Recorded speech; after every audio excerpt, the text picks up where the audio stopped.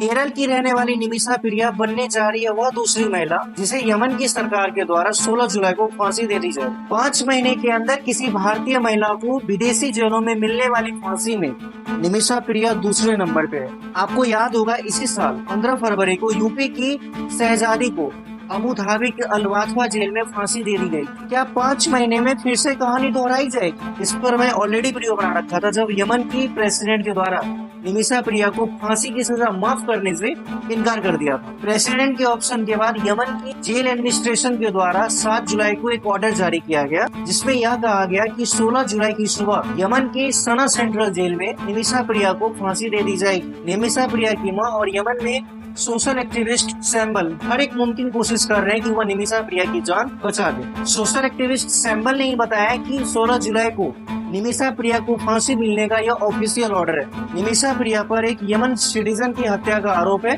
जिसका नाम है तलत अब्दू मेहंदी। सवाल यह है कि क्या अभी भी कोई ऑप्शन है?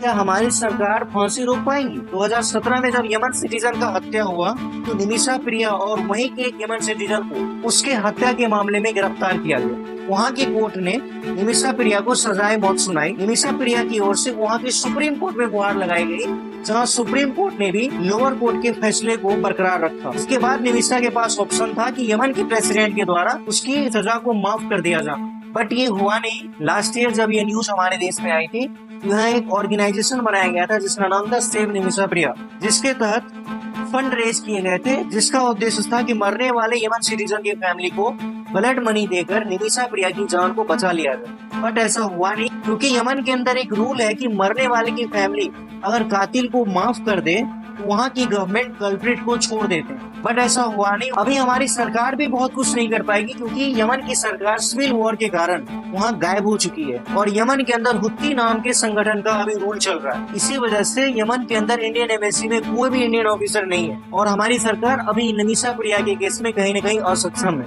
आपको जानकारी के लिए बता दूं कि निमिषा प्रिया ने जानबूझकर हत्या नहीं की थी, वह एक एक्सीडेंटल डेथ था जिसको निमिषा ने वहाँ की कोर्ट के अंदर एक्सेप्ट किया कि उनका इंटेंशन जान लेने का नहीं। निमिषा को हर तरफ से बचाने की कोशिश की जा रही है। अब देखना ये होगा इसका अंजाम क्या होता है। बाय द वे निमिषा प्रिया के केस में आपकी क्या राय है आप कमेंट में जरूर बताइए।